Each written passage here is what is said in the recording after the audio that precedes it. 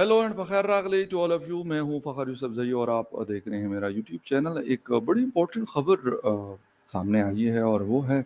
India और Canada के दरमियान। वैसे तो हमने 2023 में भी बड़ा एक हीट देखी इन दो कंट्रीज़ के दरमियान, यानी जस्टिन ट्रूडो जो प्राइम मिनिस्टर ऑफ कनाडा है, उनकी तरफ से बहुत सारी चीज़ें आई जब से कम्युनिटी के कुछ लोग जो है उनको मारा गया। तो उसके हवाले से फिर अमेरिका के साथ मिलकर, ऑस्ट्रेलिया के साथ मिलकर, यूरोपीय यूनियन के साथ मिलकर बहुत सारी बातें की गई और ऐसा लग रहा था कि इंडिया को काफ़ी अंडर प्रेशर लाया जा रहा है। लेकिन वो सिलसिला तो चलें रुक गया फिर मतलब जैसे उस वक़्त के लिए ग़ालिबन इधर-उधर हुआ। बट उसके बाद अभी जो कनाडा ने किया है, जो डिप्लोमैट्स को, जिसमें उनके हाई कमिश्नर भी शामिल है, उनको वो मतलब कहा हुआ है उन्होंने, मतलब इंडियन जो फॉरेन ऑफिस है वो ये कह रहा है कि डिप्लोमेटिक कम्युनिकेशन फ्रॉम कनाडा, उसके अंदर वो बता रहे हैं कि हमें Indian high commissioner and other diplomats are persons of interest in a matter related to an investigation in the country। अब ये बड़ा एक बहुत बड़ी खबर है, बड़ी इंपॉर्टेंट खबर है। The government of India strongly rejects these, जिसे कहते हैं pre पोस्ट्रियस imputation and ascribe them to the political agenda of the Trudeau government that is centered around vote bank politics। ये इंडिया का बयान है, इंडिया की तरफ से ये स्टेटमेंट आया है। लेकिन जो भी कह दें, बट ये सारा कुछ चल रहा है। अच्छा, आगे कहते हैं कि जी ट्रूडो जब से आए हैं,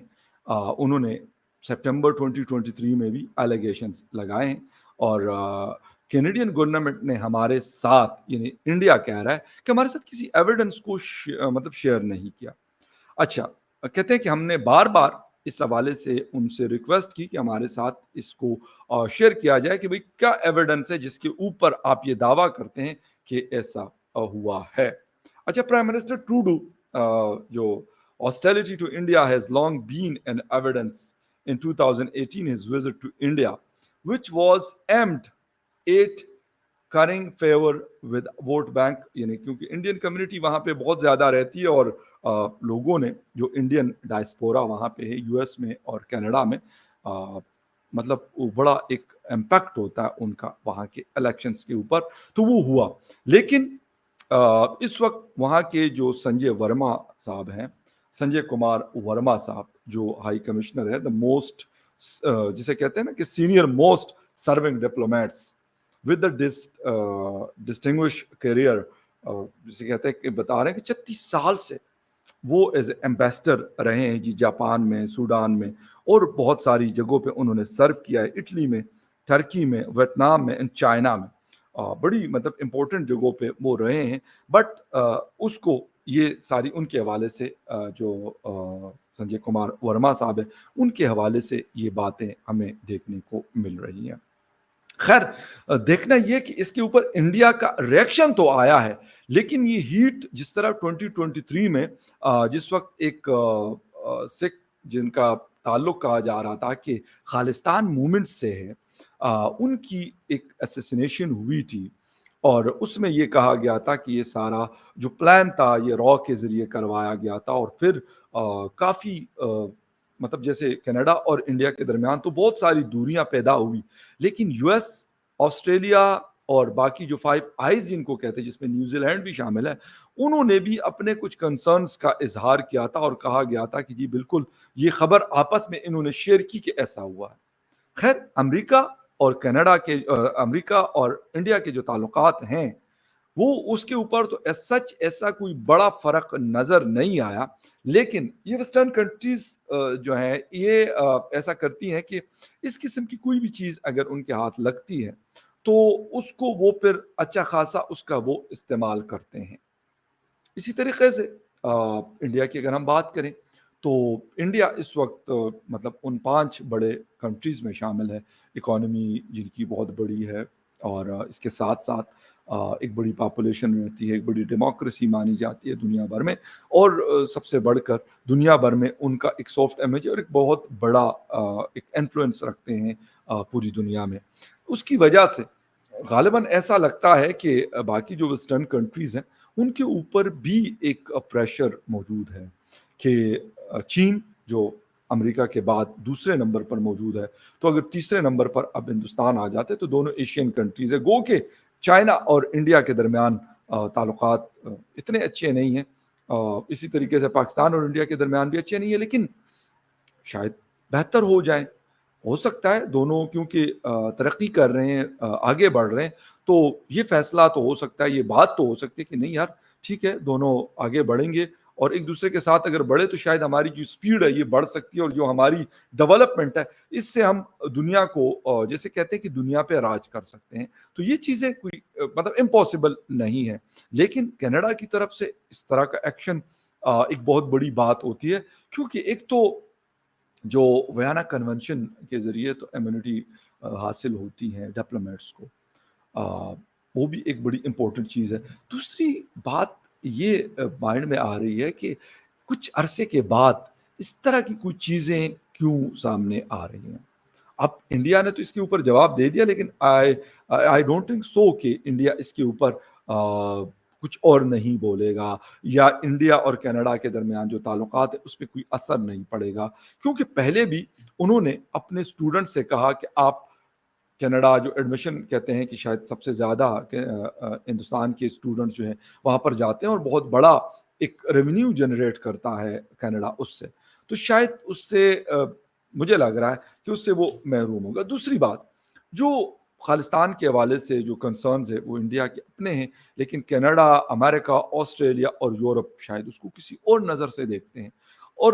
کچھ ٹائم کے بعد ایسا بھی لگتا ہے کہ اس کو وہ مختلف طریقوں سے استعمال کرتے ہیں. یہ چیزیں ایسی ہیں کہ ایسا لگتا ہے کہ کچھ بدمزگیاں پیدا ہو رہی ہیں. اور میں نے آپ کو جیسے بتایا کہ فائیو آئیز نے اس بات کو آپس میں جب شیئر کیا تھا، تو اس کا مطلب یہ ہے کہ اگر فائیو آئیز بات کرتے ہیں تو وہ یہ ہوتے ہیں کہ آپس میں ان کی انٹیلیجنس شیئرنگ ہے آپس میں ان فائیو کنٹریز کی. اب اگر وہ کوئی چیز کرتے ہیں تو وہ انویسٹیگیٹ کرتے ہیں اور پھر ان کو لے کے آتے ہیں. لیکن اس طرح کے سٹیپس لینے سے ایسا لگ رہا ہے کہ جو ہیٹ ہے، جو تھوڑی سی ایسا لگ رہا تھا کہ ایک سال میں کچھ خاموشی ہے، کچھ زیادہ لے دے نہیں ہو رہی، اب دوبارہ سے یہ سلسلہ شروع ہو چکا ہے. اور اس کے اوپر غالباً صرف کینیڈا کو تو نہیں، مجھے تو لگتا ہے کہ کچھ اور ویسٹرن کنٹریز بھی اس کی زد میں آ سکتی ہیں. اس کی وجہ یہ ہے کہ کینیڈا اگر کوئی اس قسم کا سٹیپ لیتا ہے تو جو ایک چیز تھوڑی بہت مجھے پتا ہے کہ کینیڈا کے اوپر یو ایس انفلوئنس موجود ہے. ایسا نہیں ہے کہ ان کا انفلوئنس نہیں ہے امریکہ کا کینیڈا کے اندر ہے. تو ایسی اگر کچھ چیز وہ کرتے ہیں اور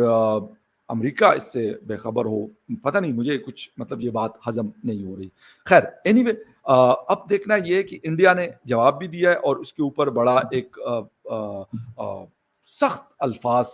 کا استعمال کیا ہے اور بولا ہے کہ بھئی یہ کون سا طریقہ ہے جس کے اندر آپ ہمارے ڈپلومیٹس کو انڈر انویسٹیگیشن کرتے ہیں. اور